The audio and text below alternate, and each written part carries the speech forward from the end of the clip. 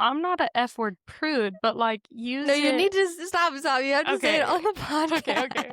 Okay, I'm starting because you keep trying to talk. Okay. Okay.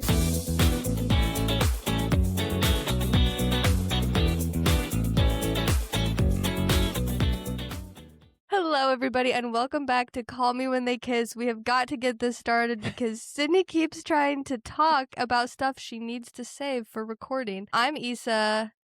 And I'm Sydney. And this is Sydney. I'm wearing a hat and sunglasses if you're watching our video because I did not have time to shower and get ready because I woke up and had to watch 8 episodes straight of Off Campus. All 8 episodes, Sydney. Yeah. I didn't know you watched all of them this morning. I watched all 8 episodes of Off Campus. I finished 20 minutes ago, and we are here to review it today. I'm relying on Sydney to have, joined the internet discussion so she can fill me in on what everybody else is saying. But yeah, you can join us every Friday. We talk about a different romance movie or TV series like today. Next week, we're talking about Roman Holiday, and next Monday, our monthly bonus episode comes out as well. The last Monday of every month, we discuss a romance book, and next Monday will be 7 Days in June by Tia Williams. Tia Williams. Mm-hmm. Sorry, I haven't started the book yet, so I keep forgetting the author's name. I'm feeling so good because usually I'm the one that's like so behind and like trying to finish things or just like not finishing things. And I finished the book and I finished the show on like Thursday. So yeah, Sydney's ahead. Look at me, guys. I'm Snaps clocking in. Good job, Sydney. No, it actually is good that usually at least one of us has it together. That's what co-hosts are for. We rely on each other. It just makes it that much more authentic because we know that if we were getting together in a real girls group, like a book club or even a TV show discuss club, somebody's going to show up that didn't do the homework, Exactly. So we're just that real. Well, we were trying to decide if we had any like pop culture or romance news to discuss, but we're probably forgetting something. Oh, did you just remember something? I did just think of one. Okay, well, it's hard because I just messaged Issa on Instagram, like another show that was coming out. And I'm like, I literally can't keep up with all of this. Like, it feels like every other day there's something else coming out. So, well, and new rom-coms too, like that one with Angourie Rice or whatever, the girl from Mean Girls. Mean Girls the musical. Yeah, what was that? I'll look it up. Yeah, because it's called Finding Emily. Oh, yes. Yes, and there's another one, what I thought of when I was like, oh, we can announce this. There's one that's coming out, I think it's June 5th on Netflix. It's called Office Romance, and it's starring Jennifer Lopez and Brett Goldstein, yeah, I think saw his that last one. name is. I just know him as Roy Kent, and I love him, and he is one of the writer and creators for both Ted Lasso and for Shrinking, and he was writing this rom-com too. And I think that like seeing that Brett is writing it has made me like really excited because both of those shows, like Ted Lasso and Shrinking, are like comedies on the surface, but they really do tell like these deeper, like very like emotionally impactful stories. And so I'm really eager to see like how this rom-com will feel and if it will feel like one of his stories or is it just going to be another flop? I don't know, but I am excited. And he's the male lead? So I know that everyone's like really skeptical of J-Lo, but I think we need to give her some credit where credit is due. J-Lo was a rom-com icon 20 years ago. It's kind of crazy because J-Lo is 56. Oh, so wow. That's kind of cool that we're getting a rom-com with an older actress. And then Brett Goldstein, he's only 45. I wonder if like it will be portrayed in that as like an age gap romance. He being like a younger guy. Which would honestly be kind of annoying because the opposite happens all the time. Like, they usually cast a female co-star that's way younger, like in Off Campus. So I'm almost like, don't make it a thing. Because you do the reverse all the time. Yeah. It's not like, oh, wow, look how liberating. This older man likes a younger girl. Yeah, exactly. Yeah. It's interesting that he usually writes for Apple TV, and now this is a Netflix movie, though. Yeah. I'm just, like, so down on Netflix lately. Obviously, I'm gonna watch it, but even as I was watching Off Campus, I was like, "Yeah." Well, we'll get into Off Campus. I just think Off Prime does a Campus pretty was good job. Prime. Yeah. Yeah. Yeah, it's hard because some of my friends are like very intentionally boycotting Netflix. Although I think that was before when they were going to be a part of that like Paramount deal that was really controversial. And I'm like, I'm sorry, but I can't. For the Like, podcast? yes, like there's Yeah. so much that I have to like consume and watch. And honestly, if it weren't for this podcast, I'd love to boycott all of them and say, stop stealing my money and showing me ads every 30 seconds. But what can you do? So What can you do? We gotta keep consuming. I know, We gotta I keep know. watching. And I have to pay for the ad free version. Oh, that's something else that we need to bring up. I have to keep paying for the ad free version of Peacock because Love Island? Love Island. No, there's no way you can watch Love Island with ads. That would be insufferable. No. When does that come out? That probably sounded really privileged. I think I watched it with ads last year. Or at least like 1 month in. And then I was like, okay, I can't do this. It comes out June 2nd. It always comes out. My anniversary is June 3rd. And every year I'm like, sorry, like we gotta go to dinner early or whatever because we got Love Island to watch. And one of my greatest blessings in life is I have a husband that watches Love Island with me. He heard the theme song the other day and was like, "Man, when does that start? I can't wait." No, I do not have that kind of husband. I think that he is like horrified by it.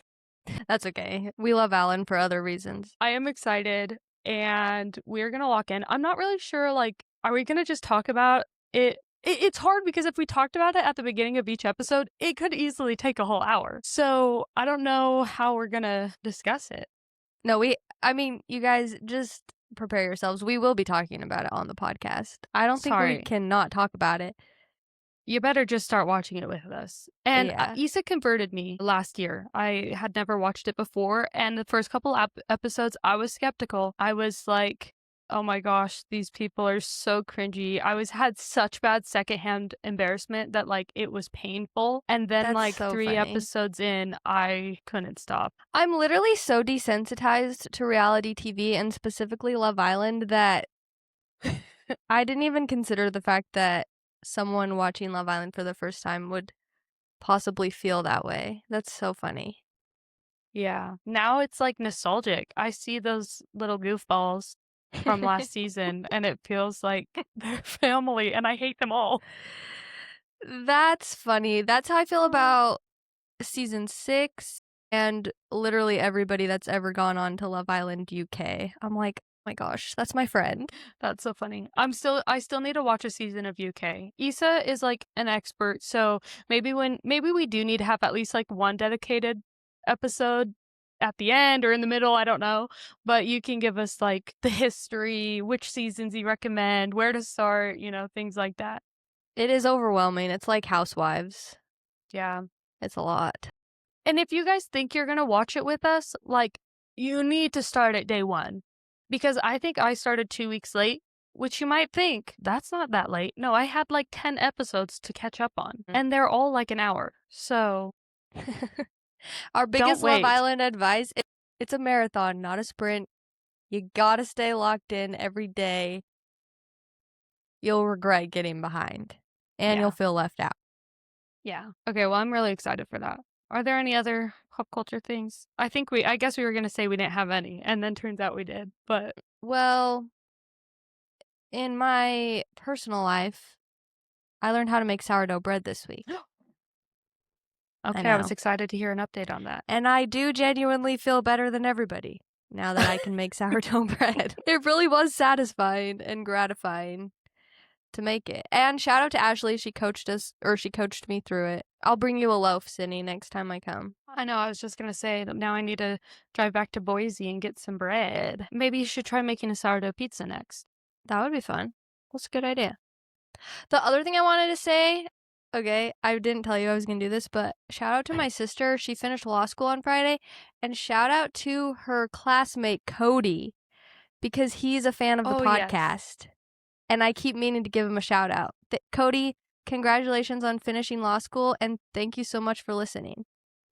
I'm laughing so hard internally. No one sees She it. says with a straight face. I had to mention that because I was like not laughing, but I actually was like holding back my laughter inside because you were like, I bake sourdough bread, and yes, I do feel better than everyone. And then 1 second later, you were like, so my sister graduated law school. It's like, she yes, really but is Issa better than made everybody. sourdough bread. She really is better than everybody. No, yeah, Allie Bell's awesome. She like took us on a tour of her law school when we were in Boise, and it just like felt so cool. Like, I'm like, she's doing it. She is Elle Woods. Yeah, it's crazy. That's cool. Do you have any personal anecdotes you'd like to share with us? Well, for all of our local Utah gals and guys, I guess, actually like 15% of our listeners are men, which like I was not expecting, so I'm sorry for anything offensive I've What said are we in the doing past. wrong? No, just kidding. Oh, actually, I actually have something bad to say about the men. No, so there's a local romance bookstore called Lag. And if you don't know, that stands for Like a Good Girl. It's like super girly vibes, like it's all romance. They've got like lingerie on display and they have undie parties and like all these things. It's like very like women centered. So they have this annual sort of like big market, and it's like you can come and meet authors and like local vendors, and it's super awesome. And this year, I went last year, this year it was like twice as big, like vendor wise, but also it was like so packed, which I love seeing. Like I love seeing them get this much business and that it was so successful. But there were so many more men than last year. Really? Yes, and like so many women with like their boyfriends. And I'm like, interesting. look, do what you want to do. I'm not going to judge a woman too harshly. But also, like, some of them were like 2 girls and their boyfriends. And I'm like, you already had somebody to go with. Like, you had your girlfriend to go with. Leave your boyfriends at home.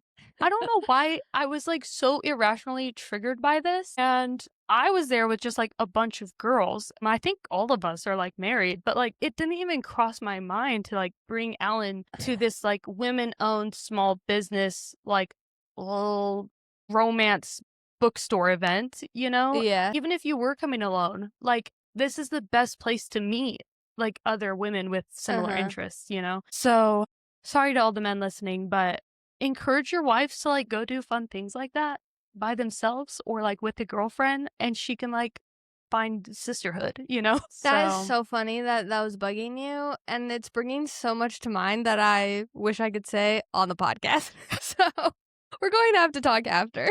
We'll move on. But yeah, if you are local, you should go stop by Lag. They're in Lehigh. But I love them and several of my friends work there. So yeah, they're great. Great bookstore. Well, if you're a man that shops at Lag, watch out for Sydney because she's out to get you. Did you listen to the Brokeback Mountain episode? Because that was your first time hearing, because you had to leave partway through. Yeah. Did you enjoy it? I did. If you do say so yourself. If you haven't listened to it yet, like I'm going to keep promoting it. I think it's really good. And the audio, yeah, like it really didn't sound as bad as I think like when I first heard it, it was a little bit like because it doesn't sound like how it usually does.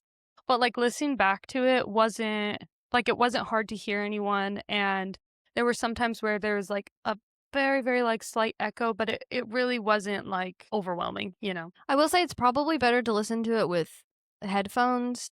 I was trying to listen to it in my car and that was a little bit hard. Yeah. But when I was listening to it with headphones, it was, I mean, yeah, it doesn't sound as good as normal, but like I could hear everything just fine. Yeah. I listened with my headphones. Well, is there anything else before we talk about off campus, or are we ready? I'm ready. First things first. Which do you like better? Off campus or heated rivalry? Heated rivalry. Okay, yeah, same. Right before we started recording, I saw this TikTok where this girl was like, can we please not compare off campus to heated rivalry?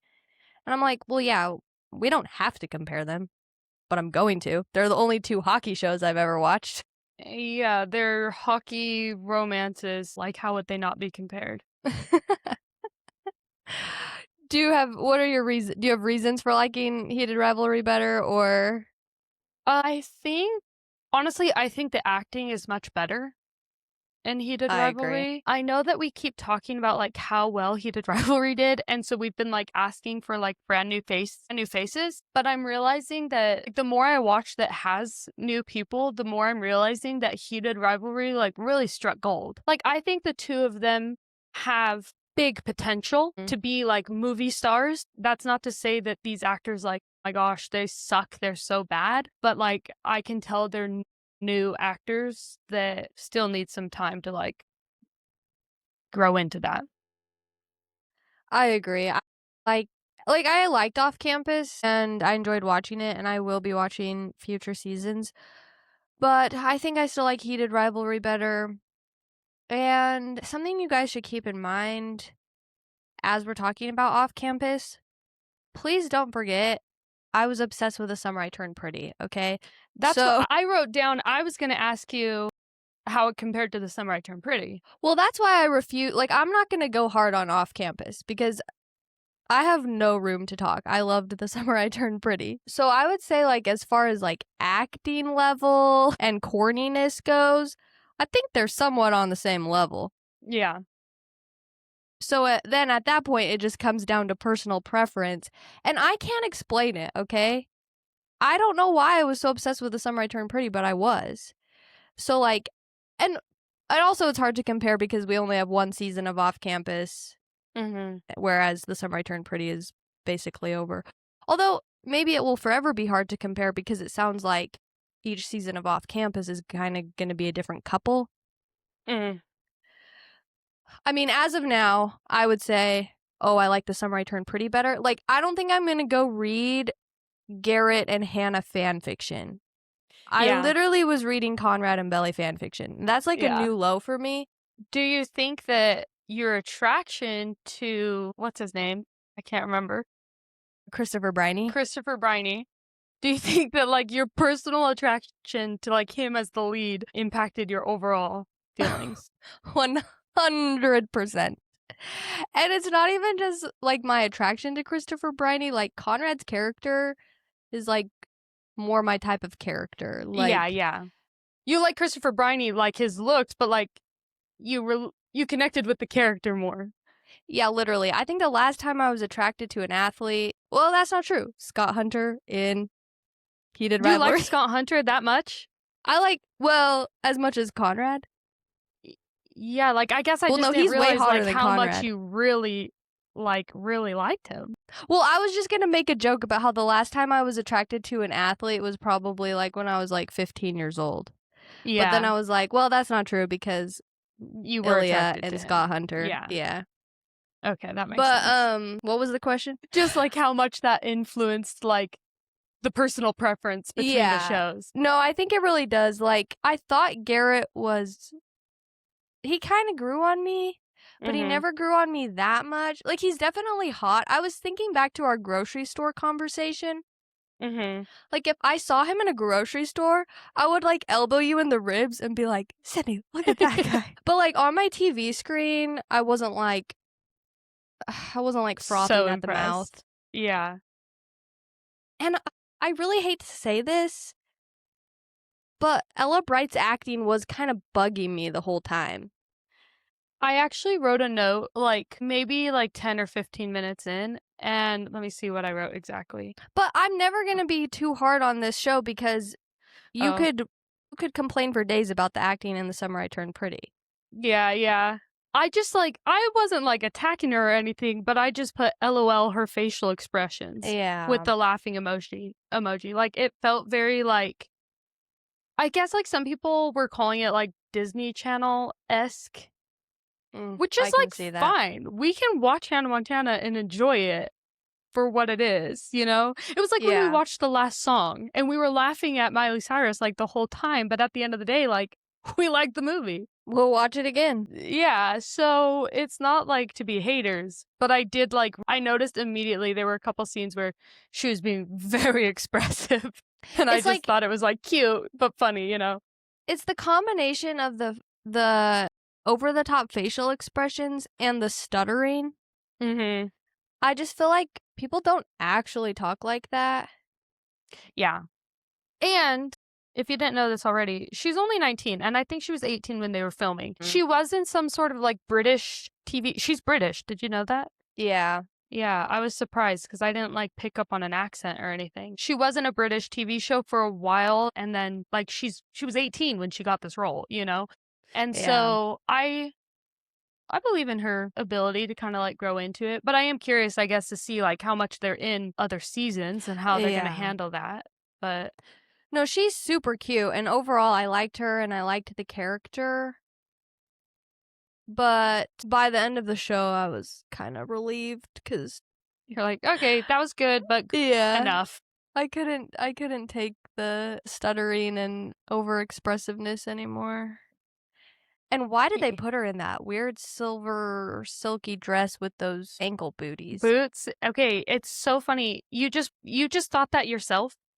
You didn't see anything posted about that? No. That was an original thought? I Why, am has so everyone else been saying that? Yes, and I'm so impressed because I didn't notice at all, and then there was, like, a whole discussion on Threads about it, so that's so funny that you Really? actually, like, spotted it. All that I could think during that scene was, why is she playing the piano standing up? Like, it looked, like, painful, like, as somebody that played piano. Like, her arms were, like, completely straight because it was, like, Yeah. so low, and I just kept thinking, like, "Oh my gosh, I would hate to play the piano in that position."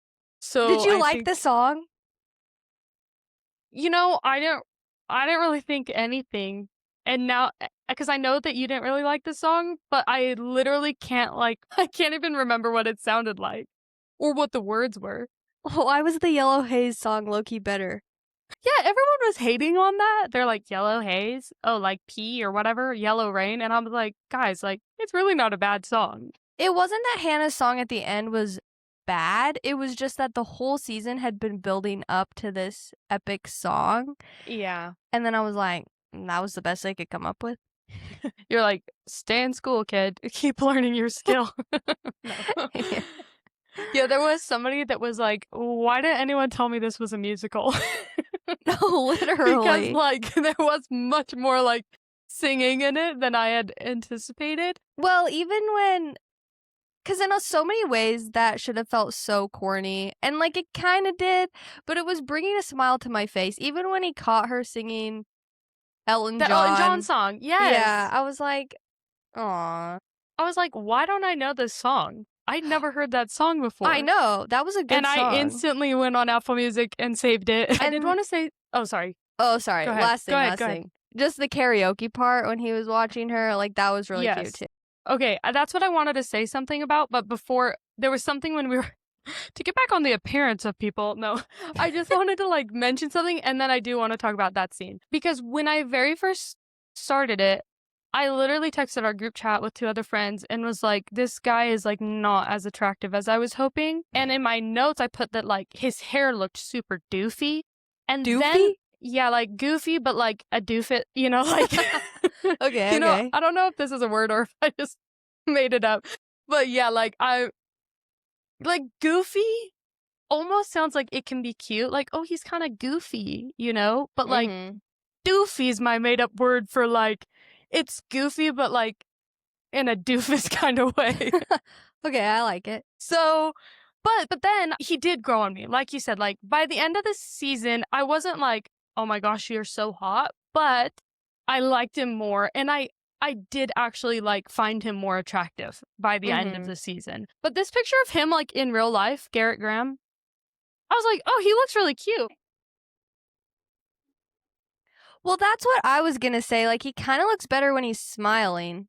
Yes, he's got a nice smile, he looks good with the scruff, and he looks good with the right hairstyle, but Mhm. to be clean shaven to try to make him not look like he's pushing 30, and something with the flopped over curly hair, like, he's not styled to his maximum, but I thought that was funny because I felt the same way in The Summer I Turned Pretty, like, it felt like they were always struggling with Conrad's hair, and they couldn't quite get it down, you know?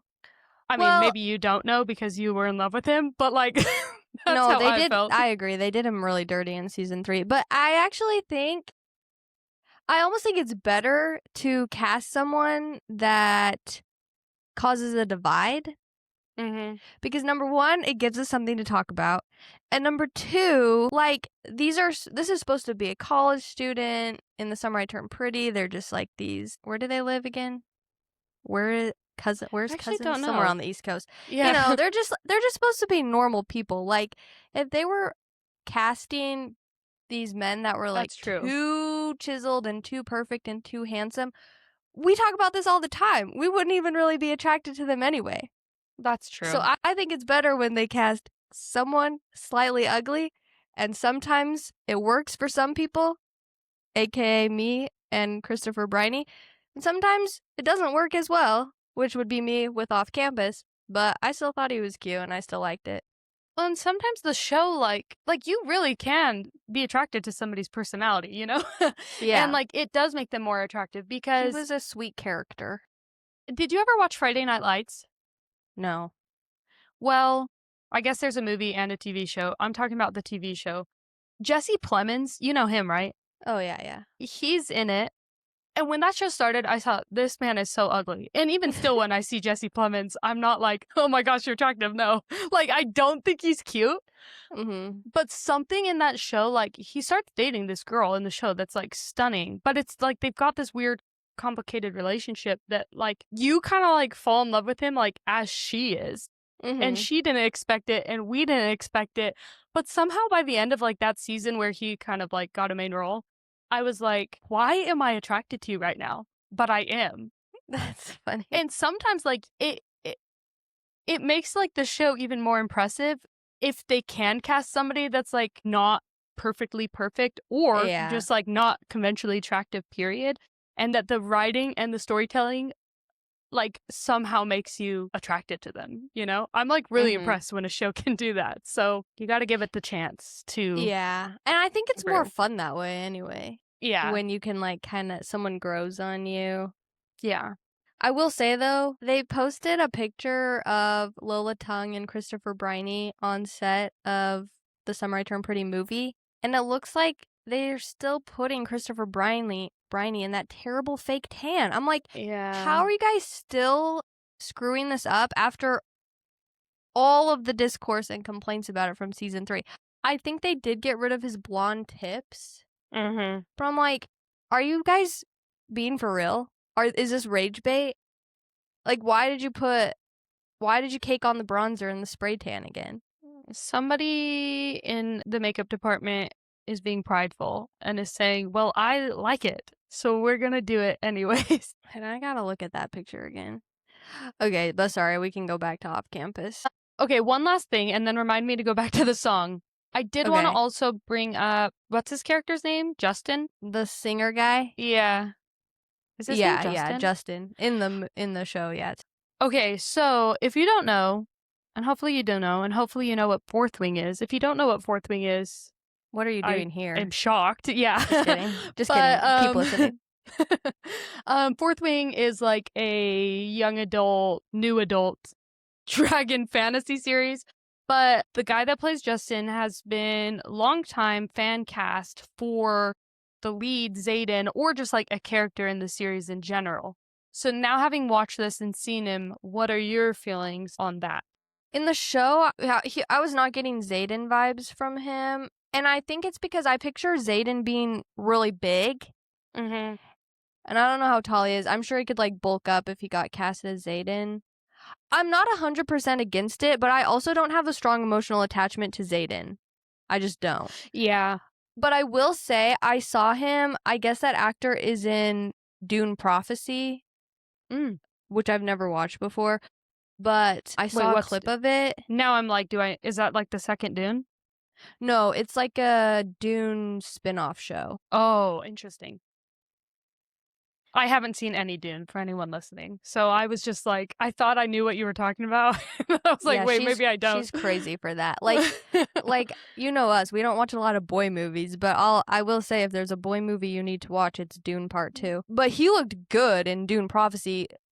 I kind of want to go watch Dune Prophecy now. I feel like he'd be... I don't know. I'm the wrong person to ask because, like I said, I don't have that much of an emotional investment in Zayden. What do you think? Well, yeah, now that you're saying this, I was like, actually, Yeah, why am I feeling kind of worked up over this? Like, I think that they could announce the cast for the book and I literally wouldn't bat an eye. Like, there's no way that I could be impressed or disappointed. Yeah. Like, I feel pretty indifferent about it. I think, like, he was really starting to bug me because I I know what feel you're like gonna his say. eyebrows are so far apart. But, I think that's something that could be fixed. He's just gotta grow them out. Well, yeah, Sydney thinks that they have been plucked to be too far Do you apart. not think so? They're just so thick. I need to get a good look. No, you're probably right. But what They're if so he thick can't help everywhere it? else. Okay, look, if it's genetics, I take it back. If you're listening right now, actor, whatever your name is, if it's not genetic, put the tweezers down. Something that I think is really funny is we're always heavily dissecting the appearance of these male public figures. And I just want to say, I think it's okay, but all women are beautiful, and we would never say anything about the female actresses. No, that's what's actually funny. Like, I had book club on Thursday and the show came out on Wednesday. So, like, every girl had already, like, started the show. And so we were discussing this, but I was like, tell me why, like, I find these two women, like, as a straight woman, I find these two women far more attractive than any guy on the show. No, but it's true. I have nothing to say about them. They are stunning, gorgeous. They're both perfect, and I mean that sincerely. I, like, kept flip-flopping the whole entire time, like, oh my gosh, I need to cut my hair, like, shoulder length or, like, flip out on her shoulders. I thought that was so cute, but then I'd see Allie's hair, and I'm like, no, I should grow it out because you know how I love my bangs and layers. And so I, like, kept flip-flopping the whole time, like, which one do I want to look like? I love them both. You definitely have enough hair. You have the perfect hair to pull off. I mean, maybe hers was a little curlier than yours, but, like, you should cut your hair like Allie. Yeah, I just have to grow it. It's one that, like, needs to be styled. And please, nobody dissect our looks as much as we dissect these people's. I know we can sound harsh, but don't worry. Like, I don't think that I'm, like, the perfect specimen. This is just what we do on a girly podcast. Sydney, you are the perfect specimen. Thank you. You're beautiful. But anyway, yeah, so all the men were ugly. No, just kidding. I think, no, by the end, I thought they were all cute. Yeah. In a college boy way. Dean grew on me too. Oh, I guess we wanted to talk about his hair. Yeah. Have we reached this point already? Well, since we are still on the topic of looks, and then we can completely move on from their looks. Do you know what I want to say? Yes, you can say it. My go-to adjective. No, I can't say it because my mom will be mad at me. Okay. You guys, I can't say the F word on here. Were you going to say the F word? Or were you going to say the A word? No, I was going to say both. Yeah, I knew what you're going to say. That's my favorite way to describe a hairstyle. But no, his blonde hair was atrocious. It's like, is the character blonde in the book? Do you know? Is that why they insisted on giving him highlights? I don't know, but it's not just like highlight. Like, this man has like dark brown hair. And I think that when I saw like what it naturally looked like though, because once I noticed the roots, I like immediately paused the show and like went to search what his hair really looked like. And I will say the blonde makes him look like a tool. I think he looks a little too nice with brown hair. Oh, really? Yeah. But also, he's the only blonde hockey player. And I feel like maybe they just wanted. They were like, they can't all be brunette. I say also, let them all be brunette. You guys know how female audiences typically feel about blonde characters. Just let them be brunette. But Dean is one that grew on me too. By the end, I was finding him more attractive, even with his bad blonde hair. Yeah, he was cute. He had like a cute little dimple. That's all I'm giving him. And yeah. I don't know if we said this at the beginning or not, but Issa and I, neither one of us have read the books. So like our opinions of what we're saying on the story of the book, the characters, I understand that like readers will probably have different opinions. We're just coming on this as solely show watchers. I think I am going to listen to the audiobooks though now, but I want you to tell us, this is what Cindy was trying to start talking about before we hit record. She was like, no, I don't want to hurt anyone's feelings. Cindy, tell us about you trying to read the book. You guys know my biggest fear is being canceled. Okay. Yeah, what I was saying was, I started the book, I was listening with my 2 3-year-olds in the car, and they're getting to the age where I have to be a little bit more careful about what I'm listening to around them. So if I listen to too much around them, they're going to start saying things I don't want them to say. And so it's not like I have a problem with the F word, but like it just started and was so many F words like back to back that I know like Fourth Wing got made fun of for kind of like a similar reason. Like they were like, oh, this feels like she was allowed to cuss for the first time in her life. Mm-hmm. And that's sort of what it was giving. So I got like honestly not very far in, like 10 minutes in. I was with my kids. I thought that I'd like start it later, but then I had to start the show. And now that I've seen the show, I feel a little bit less motivated to read the book. So maybe I'll let you read it first and then you tell me. And again, I don't have a problem with the F word. I would be okay if Issa said the F word on this podcast. She's filtering herself. I'm not filtering her. It's just because I don't cuss, and I have friends that are like constantly apologizing to me for cussing, and I'm like, I don't care if you say bad words. Well, I think I have a higher tolerance than you do for listening to bad audiobooks. So, because bad audiobooks are what get me through my workday a lot of the time. So that's why I think I might listen to them. That's what I was gonna say. Like, you can listen while you work, where I can't just like listen with my kids, and I can't really listen while I work because I do a lot of like writing. And so then I have to be very intentional about the time that I do listen. And so I've been pickier about like how I'm spending that time and what I'm listening to. Yeah. No, that's totally fair. I could knock out one of these books probably in less than one work day. Because I'm sure they're only like 6 hours long on 1.5 speed. Yeah, it was pretty short. So you'll just need to read it. And then maybe in our book episode, wait, that's like next week. I don't know. Whenever you finish it, you can give us a little recap at the beginning of an episode of like which one you thought was better or if how you felt. Okay, well, so let's back up because you said the show did not motivate you to keep reading the book. So I started off by asking you if you like Heated Rivalry better than this or not. I guess we haven't even said, like, what are your overall thoughts on the show? How much did you like it? What didn't you like about it? It's kind of like we talk about this with books, but the problem that I felt that it had is that they became a couple too quickly. And we always talk about that like nobody actually wants to read when somebody's a happy couple. Like it's just not as entertaining. And I know they tried to like add in some conflict, but it just wasn't really, the conflict wasn't like strong enough to really make it like believable or like this is going to put a wrench in their relationship.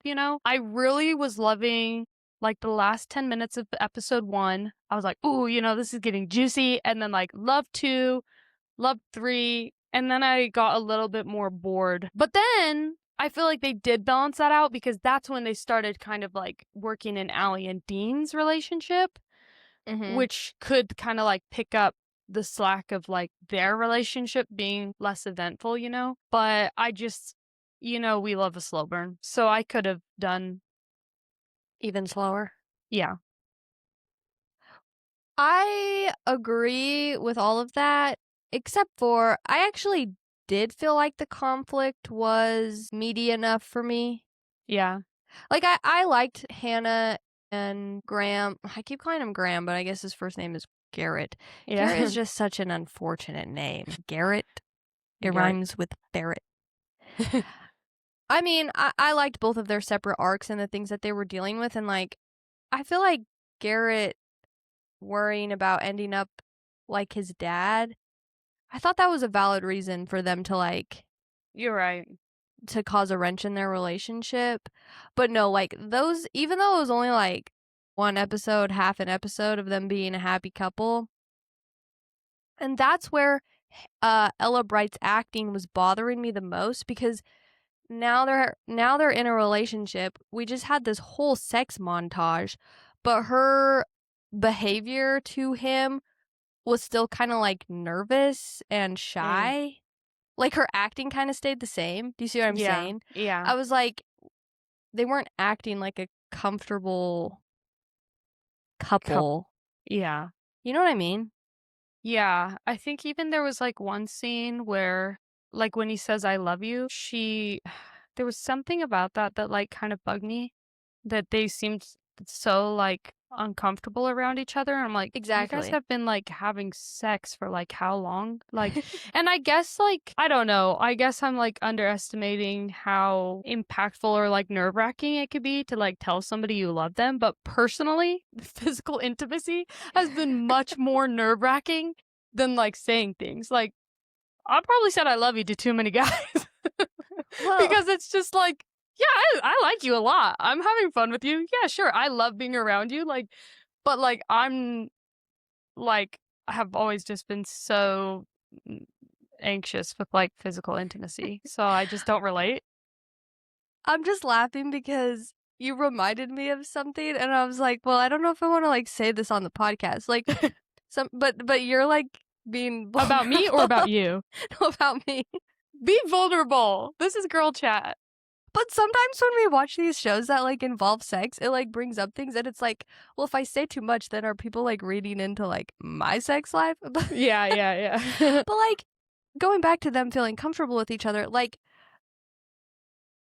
okay, and I don't mean to laugh about it because her not being able to orgasm was obviously connected to a lot of trauma. Oh, yeah. But to me, I would be way more shy to masturbate in front of a guy than to just have sex with him. That's true. Like, it does feel like that would take way more courage. Yeah, like she did that. Ryan's right out side the door. I wonder if he heard me say that. Ryan, did you hear me? He didn't hear me. Okay, good. No, that's Okay, so right anyway. though, because like one is just like you, like they're just like looking at you. You're not close, Yeah. Like there's one thing like when you're doing it together, it's like lights are off. Like you're not like just like here I am, Yeah, exactly. But that's the other thing I was gonna bring up about the karaoke scene was that it was kind of giving me like dirty dancing flashbacks. So like I did think it was a cute scene. And I just, like, loved her confidence and, like, when she's singing, Cherry Pie, I'm like, "Dang, I wish I could be, like, cool and confident and sexy."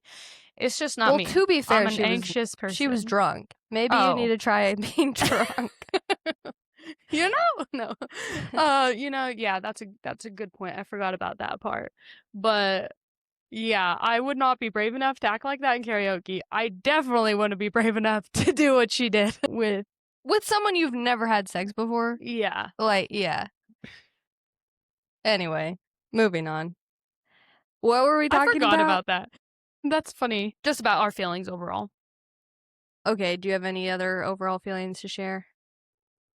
I mean, there's a lot of discussion about it, like, being cringy, which, like, honestly, like, I think a lot of shows like this are cringy. That's just sort of a part of this specific genre. So it's not so much that I had a problem with, but I do think that it was sort of like a form of whiplash of like immature cringiness and then like explicitness that felt like they didn't quite go together. Like, and again, sorry to compare it to Heated Rivalry. Heated Rivalry is extremely explicit, but it didn't feel immature or cringy.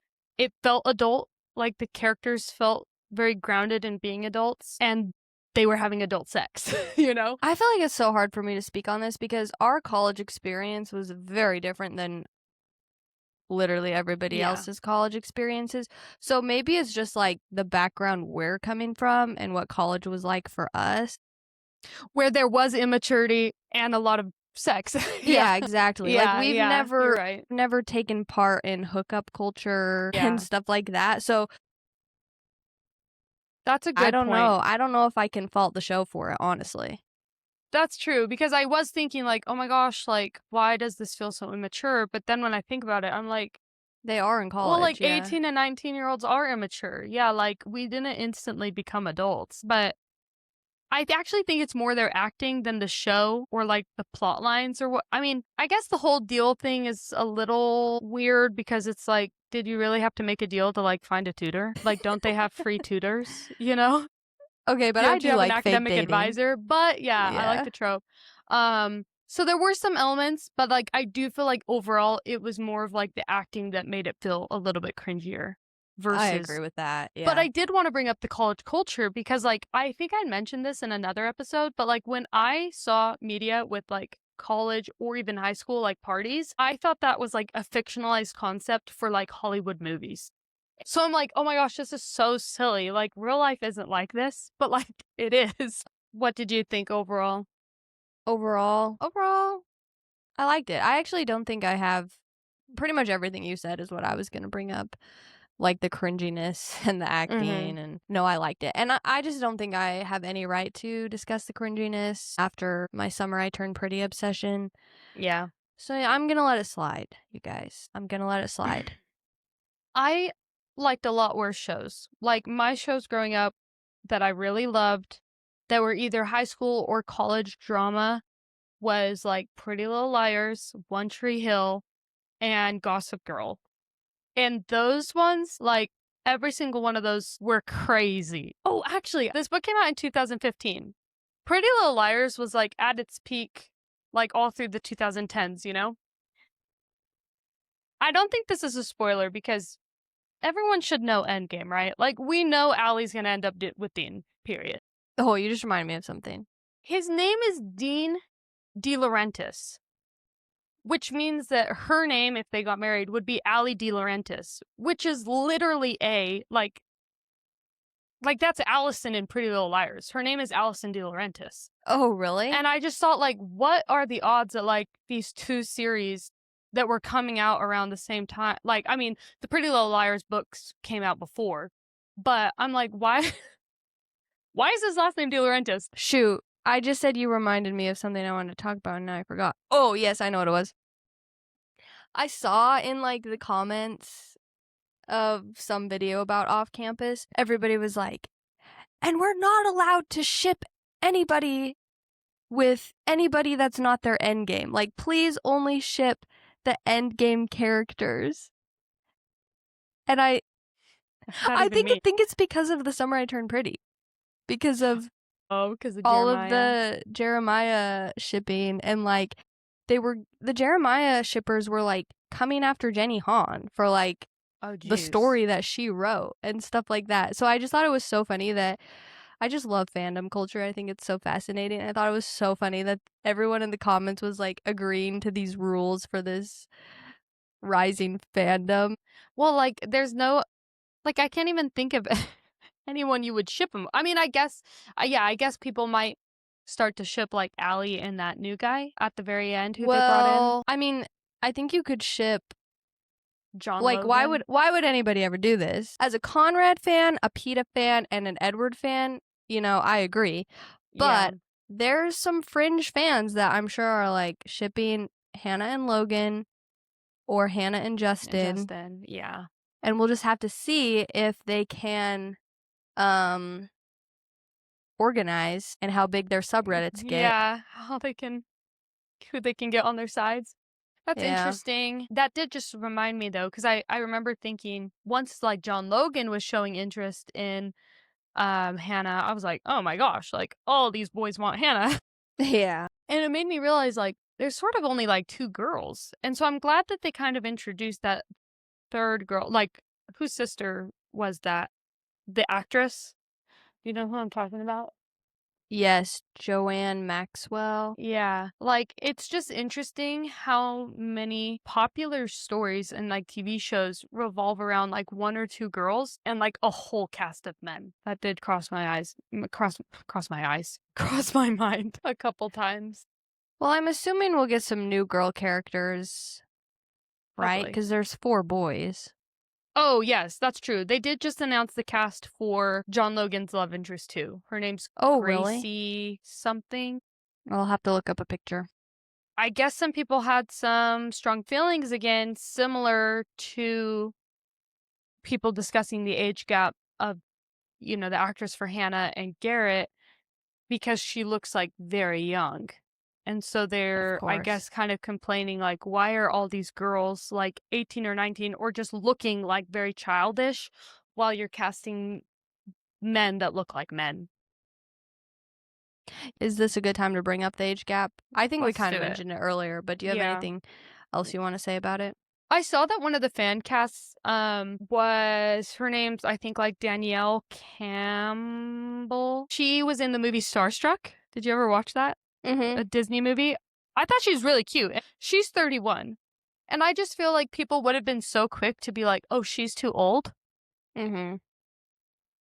Well, like these guys, let's see how old, like. I know Graham Garrett. He's 28. I think the guy that plays Dean is about 28. Yeah. So, like, it's just interesting, like, how quickly we can write off a girl and say, like, oh, no, she's too old for this part, where, like, guys will continue to play that age in that role, you know? Yeah. I guess I don't really feel too strongly about it, though, because at the end of the day, like, they're both adults, and it's just a job, you know? It is just crazy. Like, yeah, I mean, she's an adult, but I'm 28, so I'm the age of the actor that plays Graham Garrett. And, like, my little sister is about to turn 18, and I'm just like, that's Could you imagine insane. having a job making out with, like, somebody she went to prom with? No, that is crazy. Yeah.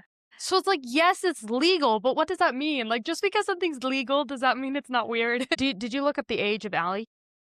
Yeah, she's like 26. Yeah. That's why I'm confused. Like, literally everybody else in the cast is over the age of 25. So I'm like, and again, I thought Ella Bry was so cute, and I'm excited for her and her career. But I'm like, you couldn't find a 25-year-old Hannah, but you had no problem finding a 30-year-old Graham? Yeah. No, I can't call him 30 years old. He's only 28, because if I'm calling him 30 years old, that makes me 30 years old. We're 28. Yeah. No, it's interesting. But who knows? Maybe she's like well connected and she had some strings pulled and she really wanted the part and did what she needed, you know? Yeah. So I think maybe I might feel differently if there was like a lot of nudity from like her part, just because it's kind of like what you were saying about what's that age gap romance reality TV show you watch? Age of Attraction. Age of Attraction, yeah. It's like, yes, they're adults, but we know how much like we grow and change and think. And I do wonder, like, if you were 18-year-old, yes, you're consenting to like being nude on a show or whatever, but like you're so young, you want to get your in Hollywood, they're offering you this role, you know. I feel like it's easy to be like, oh yeah, I have no problem with that. And then like as an adult be like, oh, an older adult, you know, maybe have different feelings about that. Yeah. Did we want to talk about the penis scene? Did we want to talk about it? Well, it was funny because Sydney texted in our group chat and she was like, just a heads up, there's a bunch of penises. Trigger warning. Yeah, trigger warning. So because you warned me, I was prepared for the absolute worst. Mm-hmm. It still was weird, kinda, but it wasn't as bad as I thought it was going to be based on your text message. It just sort of felt like, why? Like, I feel like her walking in and them showing the naked guys, like, from afar was good enough. Like, yeah. So I don't know if it was just, like, shock value or, like, it just feels like a lot of what I've watched before that, like, is more explicit has some sort of, like, intentionality to that. And, like, yes, I understand she's, like, walking into this locker room, but, like, did we need to zoom up on, like, 4 of them? I wonder too, like in the age of social media and everything, I wonder how many things they throw in there just to see if they can get people talking about it. Yeah. Like maybe they did that just because they were like, everyone's going to be commenting about this, and then people are going to be like, oh, I want to go watch and see what they're talking about. Yeah, that's true. The penises are interesting because the penises are interesting. I just don't think, you know, it's not like when young boys are watching a show and it's like, ooh, boobies, you know? Like, I don't think girls have, I don't know, maybe they do. But I was like, ah. Yeah, You no. know what I mean? So I was it's also kind of like, who is this doing? Like, who is this doing something for? You know, like, is this for the guys? Is this for the girls? Like, I don't think us girls are like, ooh, you know? It has to just be like content farming. Yeah. Mm-hmm. Yeah. Okay, well, I feel like we couldn't get through this episode without at least bringing it up for a second. We had to. But that reminded me, I thought it was kind of weird in the first episode when she accidentally walks in on Garrett naked. Yes. And she just like stops and stares at him. Like, if I did that to somebody, I would be like, oh my gosh, I'm so sorry. And I would, like, run out. But she was, like, literally just, like, checking him out. And, like, especially then learning, like, what happened to her in the past. Yeah. Like, I would think she would be. I just thought it was weird the way they did that. And then to top it all off, she proceeds to be pretty rude to him the next time she sees him, and then the next couple times she sees him. And I'm like, where's all this sassiness coming from? You were like, you as if walked in she's on not the him. one that was like, Yeah. violating him. She Yes, stopped, literally. she stared at him. He's just taking a shower. Yeah. Why are you pissed at him? I know, I literally wrote in my notes, maybe let's not ogle naked people. Like, Yeah, it it was just, weird. it felt inappropriate. Like, yeah. And not a genuine reaction. Yeah. Like, I think most people instinctually. It's Even reminding if I me. walked it, what? It's reminding me of Elf when Oh, yeah. she's like singing in the bathroom, and then he like covers his eyes and he like runs into the wall. It's like, you know, that was a good reaction. That's how you should react. Yes. So, yeah, that was interesting. Yeah, okay. I was just trying to like glance through my notes. You said, I was kind of curious. You said you had some notes on what people were saying online about how they handled the heavier topics in the show. Oh, yeah. Overall, like, it seemed like the general consensus, especially from like the book readers, that it was handled well. I mean, I have nothing to compare it to, you know, like how it was done in the book. But I think that it was good because one thing that, and I actually want to, we'll talk about this again when we talk about 7 Days in June. The show 13 Reasons Why was really criticized by suicide prevention, like advocacy groups and organizations, because it's like you do not need to show suicide. And same with like a lot of things with like sexual assault. I've heard similar things about domestic violence as well. So I do feel like with this one, it was like meaningful and impactful without having to show, like they didn't show any of the abuse. They didn't show any of the sexual assault. We got the message. We understood how serious it was. Yeah, I agree. And I think it kind of goes back to what you were saying about the show being kind of immature and then having like all the sex in it. And it's kind of the same thing with these heavier themes. Like, because I was pondering how I felt about it. And I think I decided, I think it's a good thing that they can intertwine heavier topics if they're going to handle them well. And I agree. I think they did. I think it's good to intertwine that in shows that everybody is excited to watch, everybody's having fun watching and discussing, and you know a lot of younger people are watching, because then I think it helps them, you know, learn the messages how from to that. ask, Yeah. how to ask for consent, what's appropriate, what's okay, what's not okay. You might have a friend that this happened, you know, something similar happened to them, and how can you be there for them and support them and handle it appropriately? So it was definitely not what I was expecting. I was not thinking either. it was like more, I mean, even Heated Rivalry, with how adult it is, Heated Rivalry, The Summer I Turned Pretty. I mean, Summer I Turned Pretty has heavy themes, right? You know, like death of a parent. But I was just not expecting it to be like, oh, this is a story about sexual assault and like domestic violence. Like those play like big roles in the individual characters, their actions, their choices, you know. I wasn't expecting that, but yeah, I agree. I think that I also wrote in my notes that I think it was when Garrett was talking to Dean about like making sure that Hannah like could orgasm, you know. I wrote like, wait, I actually love this sex talk, like, because yeah, it is so important. Like if young people are like, oh, no, like, we can't bring up young people in this conversation at all because this show has nudity. This is for adults. Teenagers shouldn't be watching this. Like, don't bring up The Summer I Turned Pretty with this show because they're completely different. And I'm like, guys, teenagers are going to watch this show. Yeah. Like, they're going to watch the show. Euphoria is like, teenagers were watching that show. It's about high school, yeah. Yeah.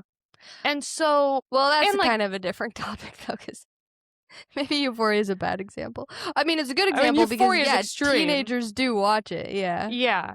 And it's showing, like, bad behaviors, you know? Mm-hmm. And so, honestly, reality is teenagers are having sex. And so, I think it was really impactful. Like, it's just so cool to me that some of the biggest shows coming out right now are like talking about this. Well, going back to Garrett's conversation with Dean about Mm-hmm. making Hannah feel safe and stuff, I liked that it was Dean that he had the conversation with, because Oh, they yeah. had kind of set Dean up to be this playboy, douchey guy, you know, he just like never Sleeps has a with all girlfriend, just these like sleeps women. with everybody. Yeah. Yeah. But they showed like, okay, yeah, Dean is having a lot of sex with a lot of different women, but he's not hurting anyone. Like Mm-hmm. he clearly cares about consent and making these women feel safe, and he's not just like, I mean, I'm sure he's hurt some girls' feelings before, but you know what I mean. It was like, Yeah. if you want to have sex, you can have sex, but like you need to go about it the right way. Yeah. Yeah, I agree. I thought it was a really good conversation. The last thing I was going to bring up was book fans have been upset about Allie and Dean getting screen time in this season because they're like, no, apparently it doesn't happen like in the same book. They're sort of combining these, and some were upset because they're, fans of the deal, really love Garrett and Hannah, and they just want to see that, and they thought they got too much screen time, whatever. Again, not as I didn't read the books, but from my perspective, I like that they intertwine Yeah. these storylines. I don't want another Bridgerton. I think we've seen how badly Bridgerton has handled the one couple per season and how it just doesn't work. And I think that it's like a smart move for them to kind of like intertwine these storylines. I agree. If you're watching the So, video, I was vigorously nodding that whole time. It's just like, this is a brand new show. I mean, we didn't read the book, okay? So to us, it's a brand new show, brand new characters. You have to get us invested in all the characters. If you're going to have a yeah, second season and we're not going to get any more Garrett and Hannah, well, you better make sure we're invested in Allie and Dean by the time we get there. yeah, And I think that's where like you said, Bridgerton is having lots of problems with that because there's characters that we don't care about. Although it's kind of funny because they tried to start intertwining Francesca and now we're kind of over it. yeah. Well, and it's like just her. And it's like, well, what about Kate and Eloise, Anthony and Simon yeah, and Daphne? yeah. And like, it just like started when she entered the show, even before it was like her storyline. I mean, like, we've seen more of her in 2 seasons and it's not her season yet versus these other like really key characters. And so honestly, the more I think about Bridgerton, the more upset I am. Like, of course I watch it and I enjoy it enough, but I just think of like the potential it could have had if it had been written and filmed like an actual ensemble TV show. So it's messy. So I think it's smart. I think what Amazon is doing is smart. Did you want to mention something about Amazon Well, and oh, Netflix? I just wish some of Emily Henry's adaptations were with Prime, Yeah. cuz I feel like Prime is doing a like, yeah, it was kind of cringy, but they must have good marketing or something because everybody's talking about Off Campus. Everybody was talking about The Summer I Turned Pretty. I just feel like it's felt like such a bigger deal than like The People We Meet on Vacation movie. Sigh. Sigh. What were we talking about before that though? I feel like there was something else I was going to say about Off Campus. Oh yeah. I think they placed the Allie and Dean episode perfectly because it was at a satisfying pause point with Mm-hmm. Hannah and Garrett. So I really was fine with it again as a non-book reader. Yeah. And I liked Allie and Dean enough too that I was interested. Yeah. I agree. I like them. They're just both like cute, attractive people, so it's easy to. Her Yeah. ex-boyfriend looked like Josh Groban, and I could not get past that. I was like, "Girl, why are you dating Josh Groban?" I know. I actually like had to look it up. I was like, "Are they like related somehow?" Like it was weird, He really did but look a lot like him. yeah. Okay, my last question for you is. I don't know if top 3 is like, because I'm just springing this question on you and you haven't had time to think about it. But if you can, top 3 fake dating or deal making tropes, movies and books. Oh, wow. Oh, wow, oh, wow. I know that This is a 10 Things lot of I Hate About pressure. You is probably one of them, but I know. Does that count, though? Because, like, she wasn't in on it. I don't know if it's as fun oh, if that's she's not in true. on it. I know I included it in a video I made recently where I was talking about fake dating, but That's true, that's true. Let's talk about, like, real fake dating then, yeah, like, they're both on it. I think Emily Henry needs to commit to a fake date. Or, oh, wait, no, she did. Happy Place. But it was like, they had I was already been in a thinking Funny relationship. Story. I was thinking Funny Story was like a half-hearted fake dating.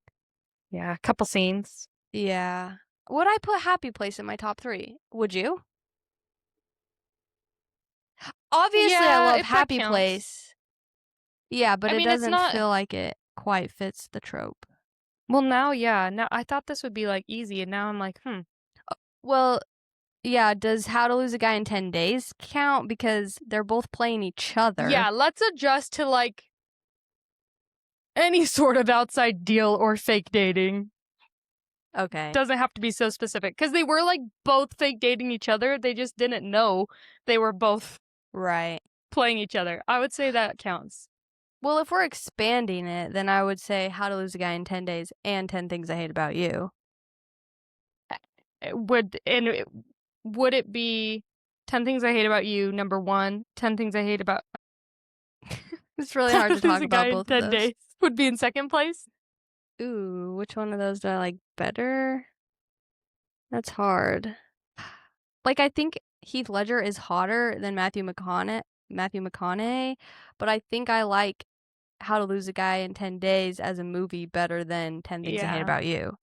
It's honestly hard because I really love both, and they feel different enough that I almost am like, well, they could both be first place in slightly different vibes, you know? Well, Can we you even know think of what's a fake 3rd one? dating? What?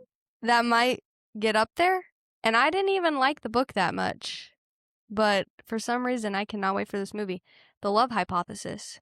That's fake dating. And I can't believe we haven't got a release date for that movie yet. I know, I'm getting antsy. Another fake dating one that everybody loves, but I think we're just like slightly too old. People really love To All the Boys I've Loved Before. I know. I didn't realize that, like, even I think, like, even the critics, like, were giving it good scores. Like, We're gonna have to do an episode on that because, like, I just don't remember feeling that strongly about it when I watched it. And I it probably has watched it. What? What's its Rotten oh, sorry, Tomatoes score? finish. You watched it when? No. Well, I'm looking up when it came out. It To came out All the Boys. 2018. So don't look it up so you don't see the scores. Okay. Well, I was just 2018. trying to figure out how old I was when I watched it. So I was like 20. I was 22. Okay, what's the score? Based on your reaction, are they both in the 90s? Critic is 96%. Oh my gosh. Audience is 84. But that's still, like, Lower than the really critics? good. Maybe we need to explore more college romance things. Maybe that could be a series.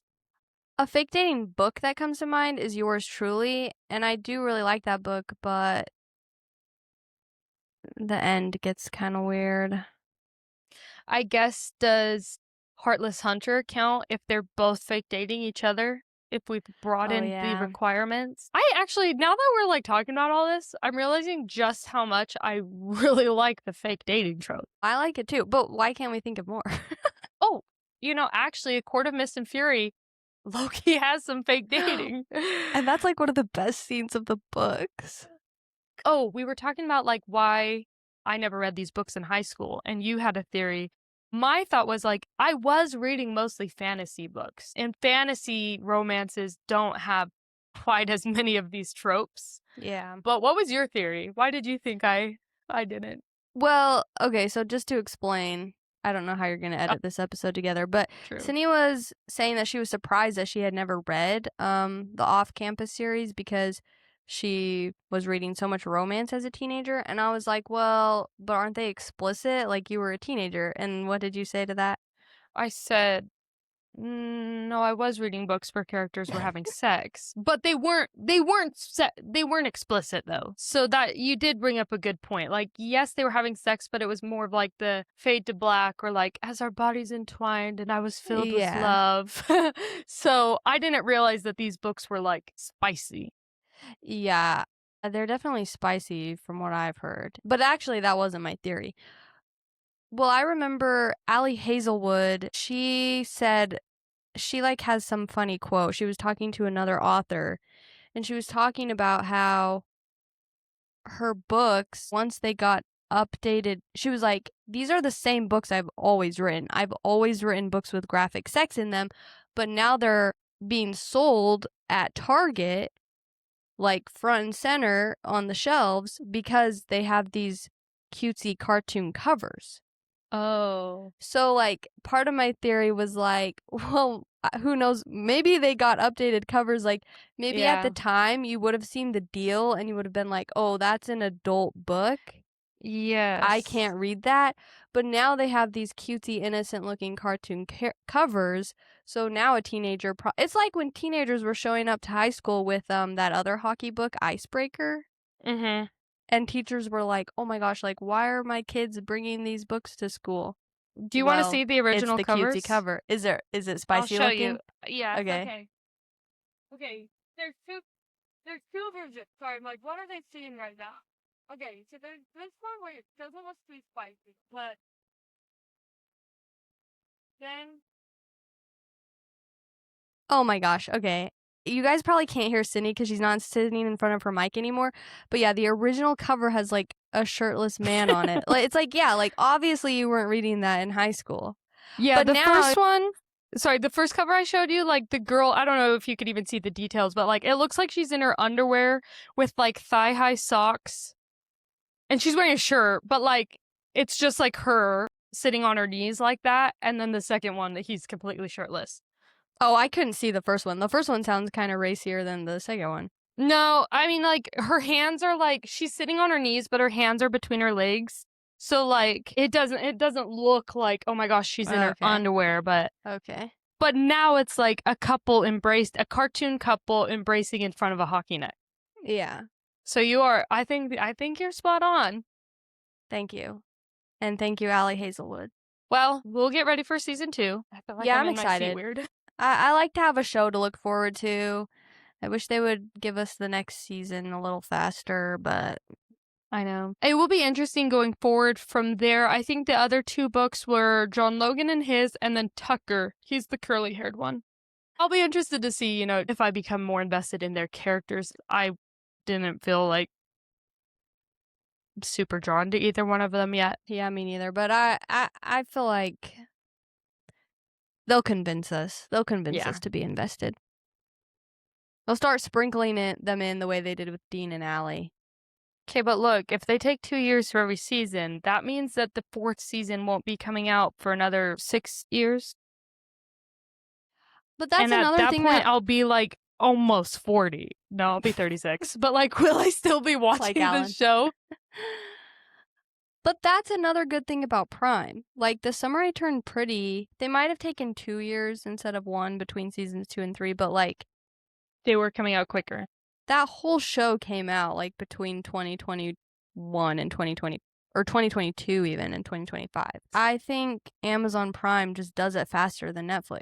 Yeah. The only L that Amazon Prime needs to take is for canceling My Lady Jane. But yeah, well, we'll see what else comes out. If you remember any adaptations and you want us to watch it, like, let us know. Honestly, I literally can't commit to watch them all. We have jobs and I have kids, and we'll probably be selective about some of them that we watch. And so if you've heard news and you're like, you really, really need to watch this one, then make sure you tell us so we can prioritize it.